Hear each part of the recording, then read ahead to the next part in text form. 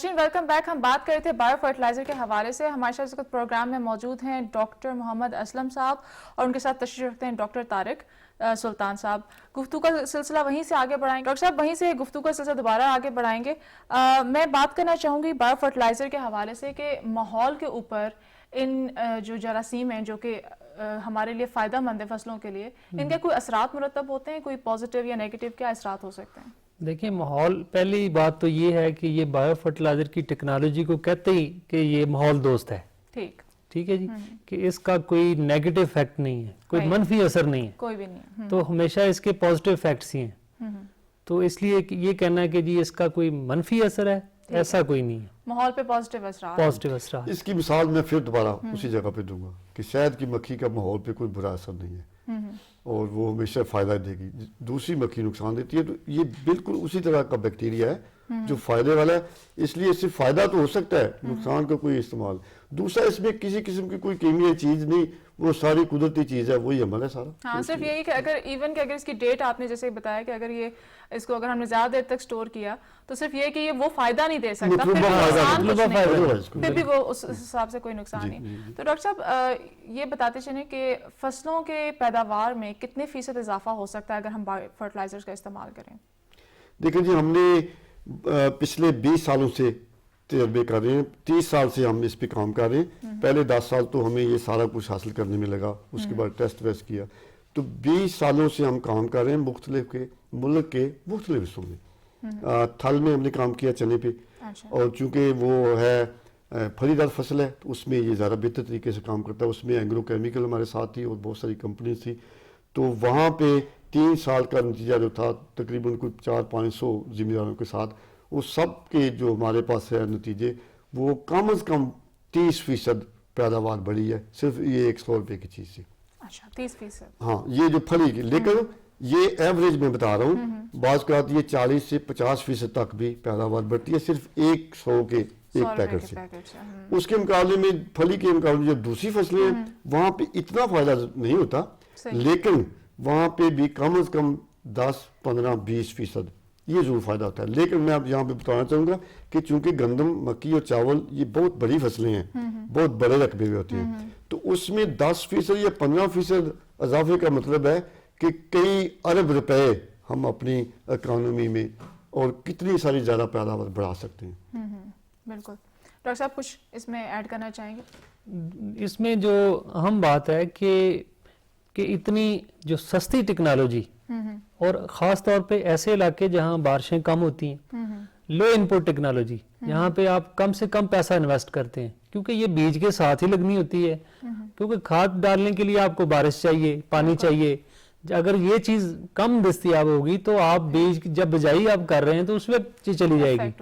तो ये फ़ायदा है कि ऐसी एग्रीकल्चर, ऐसी ज़राअत जो हम जहाँ पे बारिशें कम होती हैं, लो इनपुट एग्रीकल्चर, जहाँ पे हम कम से कम खादें डालते हैं, कम से कम ये चीज़ जो है ना वहाँ पे उसको मुतारफ करें ज़्यादा से ज़्यादा। और प्रोग्राम खत्म होने से पहले एक चीज़ मैं और बताना चाहूँगा कि एक तो जिम्मेदार भाई, किसान भाई जब इसको इस्तेमाल करें तो एहतियात करें। ये जो पैकेट है इसके ऊपर हमने उर्दू में सारा तरीक़ेकार लिखा होता है, इसके मुताबिक करेंगे तो उनको फ़ायदा होगा। दूसरी जो बहुत अहम चीज़ है, देखने में सारे पैकेट एक जैसे होंगे, लेकिन हर पैकेट के ऊपर हमने लिखा होता है कि ये किस फसल के लिए। अच्छा, ये बहुत इम्पोर्टेंट। और वो बैक्टीरिया हमने उसी फसल से की जड़ों से लिए होते हैं और वो उसी फसल को ज्यादा फायदा देते हैं, बाकियों को उतना फायदा नहीं दे सकते। तो ये ना हो कि गन्नम का हो, चावल पे इस्तेमाल कर ले या चने का गन्नम पे कर ले तो उससे फायदा नहीं। इसलिए होता है कि हर बैक्टीरिया एक मखसूस पौधे के साथ काम करता है, और वो इस तरह करता है कि चूंकि पौधे को पता है कि जी उसने इससे फायदा लेना है, नाइट्रोजन या बाकी चीजें नहीं, तो पौधा जड़ों से कुछ खास किस्म की खुराक बाहर निकालता है। डॉक्टर साहब, और वो बैक्टीरिया वहाँ पे आते हैं। ये बहुत पॉजिटिव चीज़ है, लेकिन मैं सिर्फ एक चीज़ सोच रही हूँ कि अगर वो किसान हजरात जो पढ़े लिखे नहीं है, जो पढ़ नहीं सकते, ठीक है, अब वो अगर एक बंदा जो पढ़ ही नहीं सकता तो उसके ऊपर लिखा हुआ है किस फसल के लिए है, उसके लिए आप क्या तदाबीर इख्तियार कर सकते हैं ऐसे बंदे को बताने के लिए कि जी ये इस वजह, क्या आप ये देखेंगे कि इस इलाके के अंदर जो जो फसलें काश्त की जा रही हैं वहाँ पर आप इसका इंटेक, और वहाँ के जो लोग हैं, जो डिस्ट्रीब्यूटर हैं, उनकी जिम्मेदारी आयद करें कि वो उनको बता सकें, क्योंकि कुछ चीज़ जो वर्बली समझाई जाए वो तो एक अनपढ़ बंदे के लिए काफ़ी है, लेकिन एक बंदा जो बेचारा पढ़ नहीं सकता وہ یہ کیسے تدابیر پڑے گا یا وہ کیسے پتہ کرے گا کہ جی یہ کس فصل کے لیے اس نے کون سی چیز چاہیے؟ بات یہ ہے کہ جب سے یہ کھادیں مہنگی ہوئی ہیں نا تو اب یہ لوگوں کا اب دھیان ادھر آ گیا ہے، ٹھیک ہے، بایو فرٹیلائزر کی طرف، ٹھیک ہے. باقی یہ کہ زمیندار جو ہے نا، جو ہم کہتے ہیں نا کہ جی پڑھا لکھا نہیں ہے، ہمارا زمیندار ماشاءاللہ بہت سمجھدار ہے. نہیں وہ ٹھیک ہے، آپ صحیح کہہ رہے ہیں، وہ میں کسان کی بات کر رہی ہوں. جو چیز فائدہ دیتی ہے نا، بے شک آپ کہتے ہیں نا ان اس کی کیلکولیشن بہت ٹھیک ہوتی ہے، وہ چیز کو پہچانتا ہے اس کی کیا فائدہ ہے، اب اس کو فائدے کا پتہ چلتے ہے وہ ضرور لیتا ہے. اس میں ایک چیز میں اضافہ کرنا چاہوں گا کہ ایک چیز تو اردو میں ہم لکھتے ہیں، اردو میں اکثر لوگ پڑھ لیتے ہیں، اگر نہیں بھی تو کسی اور سے بھی پڑھا سکتے ہیں.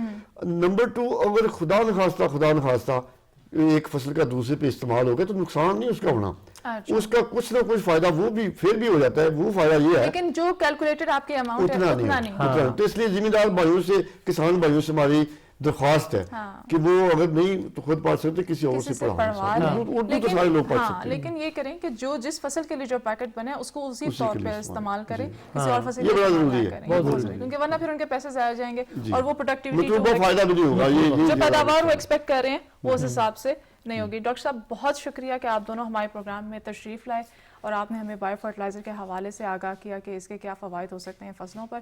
ناظرین، پروگرام کا اختتام کرنا چاہیں گے. ہمارے ساتھ موجود تھے ڈاکٹر محمد اسلم صاحب اور ان کے ساتھ تشریف رکھتے تھے ڈاکٹر طارق سلطان صاحب. ہم مشکور ہیں کہ وہ ہمارے پروگرام میں شریک ہوئے. ناظرین، آپ کے سامنے ایک نئے ایپیسوڈ کے ساتھ حاضر ہوں گے. امید کرتے ہیں کہ ہمارے کسان بھائی ہمارے آج کے اس پروگرام سے ضرور مستفید ہوئے ہوں گے. اجازت دیجیے، اعلیٰ نگہبان.